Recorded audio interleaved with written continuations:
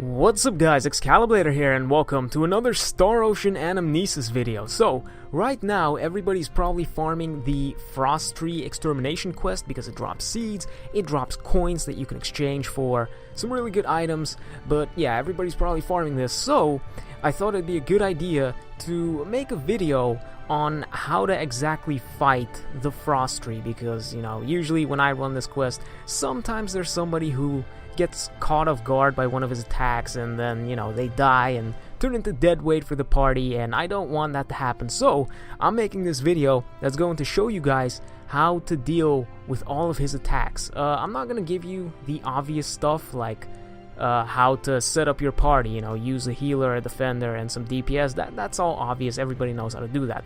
Instead, we're going to look at every single one of his attacks individually, and I'm going to tell you guys how to dodge them and what to be prepared for. So let's get started, shall we? Alright, so first up we have the Pome Bomb and Berry Blast attacks. I grouped these two together because they're actually quite similar in how they function. With both, the Frost Tree just shoots 8 exploding bombs up into the air and then they fall down, creating this like circular pattern with one bomb landing in the middle. With Berry Blast, they actually land on the ground and they stay there for a second until eventually they explode. So the reason why this attack is as dangerous as it is because when you get hit by one of the bombs, Frost Tree can already start moving, or well, let me put it like this. When Frost Tree uses the attack, the bombs go up into the air, and from that point Frost Tree can already start moving. So by the time you get hit by one of the attacks, Frost Tree can start charging up a different attack, and when you get hit by one of the bombs, you obviously get put into hit stun, and that lasts absurdly long in this game, like a second or two. So if you get hit by one of the bombs, you're most likely gonna get hit by a follow-up attack, whether it be one of his close range melee attacks or one of his long range symbology attacks.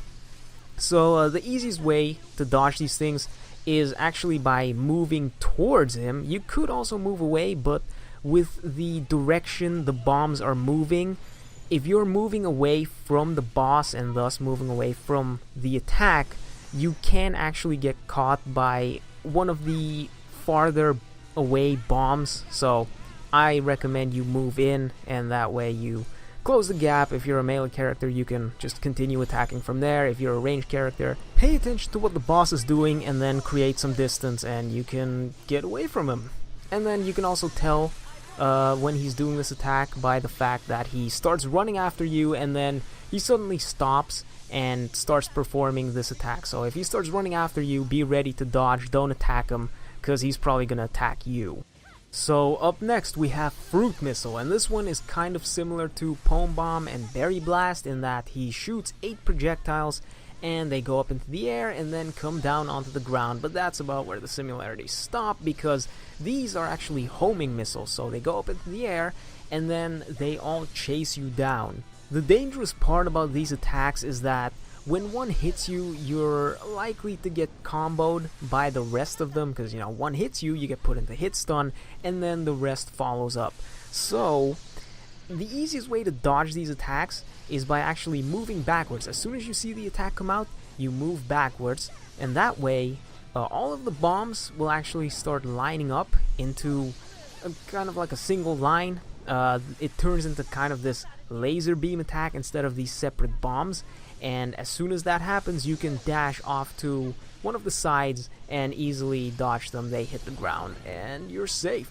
Now we have Deep Freeze. This is one of his most common long-range AoE attacks. If you're standing at a distance, you can be almost certain that he's going to cast this at you. So as soon as he starts casting his symbology and his little icon is red, that means he's targeting you.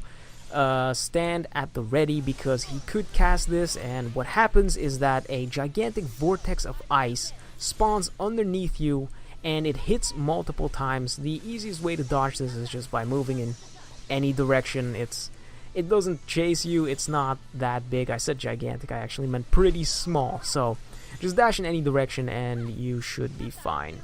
Earthglaive is another one of the many long-ranged AoE attacks that this thing has. They're all pretty similar, you know, Deep Freeze, Earthglaive, and up next we have Arctic Impact. They're all pretty similar, but basically he creates a circle around you or underneath you, and then he spawns a pillar that damages you. This one actually comes out a lot quicker than Deep Freeze, which makes it a bit more difficult to dodge, so you have to pay attention to the icon on the boss. If it's red, that means he's targeting you. If it's yellow, that means he's targeting somebody else. So if it's red and he starts casting from a distance, be careful of this one, or at least be ready to dodge, because he can do this one. Just like Deep Freeze, you can dodge this one by dashing in any direction, so it shouldn't be that dangerous. So up next we have Arctic Impact. This is one of his rarest attacks, and you can tell by the fact that I only have one clip to showcase this. That's how random it is. I couldn't even get him to do it.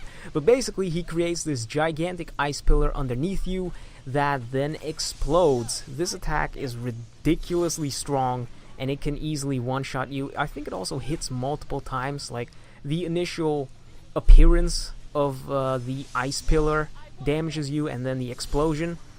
You can easily dodge this attack by moving into one of the cardinal directions, because it's just like a huge circle of ice, just an ice AoE attack. All you have to do is dash in one of the directions and you're safe. It's also a long range attack, so if you're standing at a distance, you gotta be really careful of this one. Now, up next we have Permafrost. This is a pretty common close range attack. Basically, he spawns these 3 vortexes of ice around him. They always spawn in the exact same spots relative to Frost Tree. So one spawns like 45 degrees off to his right, one spawns right behind him, and the other one spawns 45 degrees off to his left. Each vortex also has a small area of effect. They're basically like mini deep freezes. So the easiest way to dodge these is just by knowing when he's about to do it. He starts running after you and stops to start casting symbology. So as soon as that happens, dash away from him and you should be good to go. And lastly, we have Vine Whip. This is another one of his most common close range attacks. Basically what happens is he starts running after you, and then when he's close, he stands still and starts swinging his branches at you like their arms and starts whipping you with them. In my opinion, this is the most annoying attack in his kit, because it comes out so quickly, and it's like the hitbox is pretty much everywhere. It's like it's behind him, it's like it's off to the side, it's like it's even 500 meters away from him. It's like when I'm standing on the complete other side of the arena, he hits me with it. But the easiest way to dodge this, at least that I've found, is wait for him to do it, and then as soon as you see him start to move one of his arms, you dash away, and that gives you one of those just evades. I think that's what they're called. Maybe that's not what they're called, but you get one of those perfect evasions, and then when he hits you a second time, you evade again, because he does pull out multiple hitboxes for this attack, so you do have to dodge multiple times if you don't want to get hit by a single one of them. Alright, and that about does it for Frost Tree's kit. I'm planning on doing one of these type of videos for the Crystal Guardian as well. If you want to see more of these types of attack analysis for future bosses, let me know. I hope this helped you. I gave you the information. Now it's up to you to decide what to do with it. But yeah, I think that about does it. So it's time for me to take off. See you guys next time. Peace!